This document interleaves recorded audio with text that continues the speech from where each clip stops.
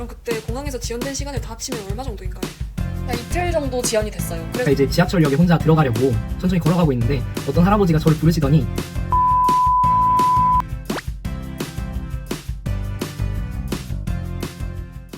안녕하세요. 저희는 모파랑 24기 모파튜브 팀에 있는 김초원, 박경은입니다. 코로나가 완화되면서 많은 사람들이 해외여행을 다녀오고 있는 것으로 알고 있는데요. 다들 다양한 경험, 새로운 문화를 체험하기 위해서 해외여행을 많이 가시는 것 같아요. 네, 맞아요. 그래서 이번 모파튜브 주제는 해외 경험담인데요. 1부에서는 저희 모파랑이 이때까지 해외여행을 하며 겪었던 감동적이고 충격적이고 새로웠던 경험에 대한 이야기를 해드리고 2부에서는 현재 해외에 계신 모파랑 분들과 직접 연결하여 더 생생한 이야기를 들어보고자 합니다. 그럼 지금부터 시작하겠습니다. 자, 이번에는 충격 또는 당황했던 일에 대해서 이야기해보고자 합니다. 그럼 경은님은 충격이나 당황했던 경험 있으실까요? 저는 종강을 하고 나서 이번 크리스마스에는 가족 여행으로 올랜도 디즈니월드를 가야겠다 생각을 했었어요. 15시간 비행이다 보니 자지 않으면 너무 힘들 것 같아서 이참에 3일 동안 밤새서 공부를 하고 시험 치고 비행기에서 쭉 자야겠다고 생각을 했어요. 종강하고 다음날 짐 싸서 바로 인천공항으로 달려갔죠. 2시간 정도 대기하던 중에 비행기 부품 결함으로 지연된다고 공지가 오더라고요. 결국 6시간 동안 입국장에서 기다리다가 델타 쪽에서 결항되는 동안 묵을 숙소를 준비해 주신다고 하셔서 다시 검사받고 짐도 찾고 저녁 9시 돼서야 호텔에 도착을 했어요. 밥도 먹고 다음날 3시에 비행기가 뜬다는 소식을 듣고 안심하던 찰나에 또 결항이 된다는 소식을 듣게 됐어요. 알고 보니까 바퀴에 결함이 있었다고 하더라고요. 이게 하루 만에 해결될 일이 아니었던 거예요. 그래서 저는 조식 얼른 먹고 서류 챙겨서 인천공항에 택시를 타고 달려갔죠. 그런데 대한항공에서는 델타 쪽에서 잠금이 되어 있어서 안 된다. 델타에서는 대체편이 대한항공이라서 잡아줄 수가 없다고 하더라고요. 그래서 인천공항 끝과 끝을 4번이나 왕복하고 2시간 반 만에야 대체편을 잡을 수 있었어요. 정말 아찔하고 힘들었던 경험이었어요. 그럼 그때 공항에서 지연된 시간을 다 합치면 얼마 정도인가요? 이틀 정도 지연이 됐어요. 그래서 이틀 동안 호텔에 머물면서 제발 대체편만은 결항되지 않기를 기다렸던 것 같아요. 자, 이번 주제는 한국과 달랐던 점입니다. 해외여행을 하다 보면 확실히 새로운 경험을 많이 하게 되는데요. 초원님, 혹시 한국과 여행지가 많이 다르다고 느꼈던 경험 있나요? 네, 저는 일본에서 있었던 일인데요. 일본에는 실내 흡연이 가능한 식당이 많더라고요. 혹시 경은님도 일본 여행하시면서 실내 흡연 가능한 식당 가보셨나요? 네, 일본 여행하다 보니까 식당 내에 흡연구역과 비흡연구역이 나눠져 있더라고요. 네, 저는 그걸 모르고 아무 식당이나 들어가서 초밥을 먹고 있었는데 옆 테이블에서 갑자기 담배 연기가 올라와서 정말 당황했던 경험이 있어요. 이 부분은 확실히 한국과 문화가 조금 다르네요. 이 영상을 보신 분들은 일본에서 식당 가시기 전에 흡연구역과 비흡연구역을 잘 확인하고 가시길 추천드립니다. 그럼 경은님은 해외여행 하시며 한국과 달랐던 점 경험이 있으실까요? 네, 미국의 경우에는 유료 도로가 엄청나게 많고 패스 기계가 있으면 금액이 훨씬 싸요. 처음에 미국에서 차 타고 여행 갈 때는 이걸 몰라서 도로 요금만 $50를 냈어요. 알고 보니까 $10 정도면 해결이 되는데 레터로 청구서가 오면서 엄청 비싸졌더라고요.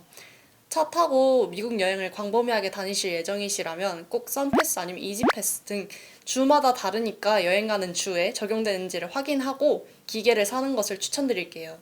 월그린스나 CVS 이런 곳에서 쉽게 구매하실 수 있어요. 저는 거의 휴스턴 안에만 있었어서 그런지 도로 통행료가 그렇게 많이 나오는 줄 몰랐네요. 정말 꿀팁인 것 같습니다. 자, 여기까지 저희 모파랑의 경험담 재미있게 들으셨나요? 저희 2명이 여행했던 국가가 공교롭게도 일본, 미국, 홍콩으로 겹쳤는데 이번에는 다른 국가에 계신 해외 모파랑 분들의 생생한 경험담을 들어보려고 합니다.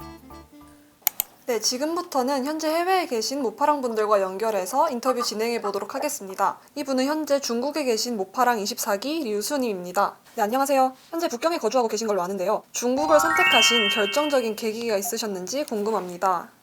네, 안녕하세요. 저는 11살 때 부모님을 따라서 중국으로 처음 와서 약 5년간 현지 학교를 다녔었습니다. 그리고 중학생 때 제 주변에 너무나도 열심히 공부하던 친구들에게 깊은 감명을 받고 중국 최고의 대학교에 가자라는 마음으로 중국 명문대 진학을 꿈꿨던 것 같습니다.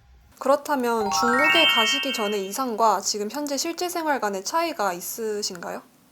아마 많은 분들이 이제 중국을 생각할 때 시스템이 굉장히 느리고 또 굉장히 아날로그 기반일 것 같다고 말씀을 하셨는데 사실 실제로는 굉장히 많이 발달됐다는 게 제가 느끼는 제일 큰 차이인 것 같습니다. 예를 들어서 지금 중국은 카드와 현금은 거의 쓰지 않고 위챗페이, 알리페이 등 디지털화된 지불 방식을 쓰고 있습니다. 그래서 저도 지갑은 한국 갈 때만 가지고 가는 것 같아요. 저도 중국 북경에서 8년 동안 살았던 경험이 있는데요. 제가 처음에 갔던 15년도에는 현금을 주로 썼었는데 카드를 안 거치고 바로 위챗페이로 넘어갔던 것 같아요.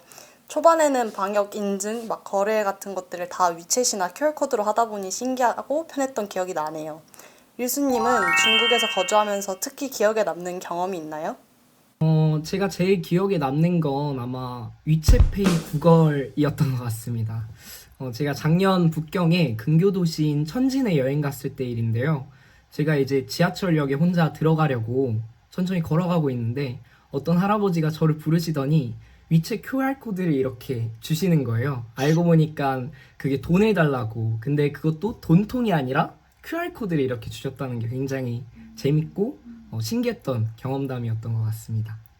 네, 그건 정말 한국에서는 보기 힘든 장면인 것 같네요. 그렇다면 마지막으로 중국으로 유학이나 여행을 가시게 될 분들한테 조언 한마디 부탁드려도 될까요?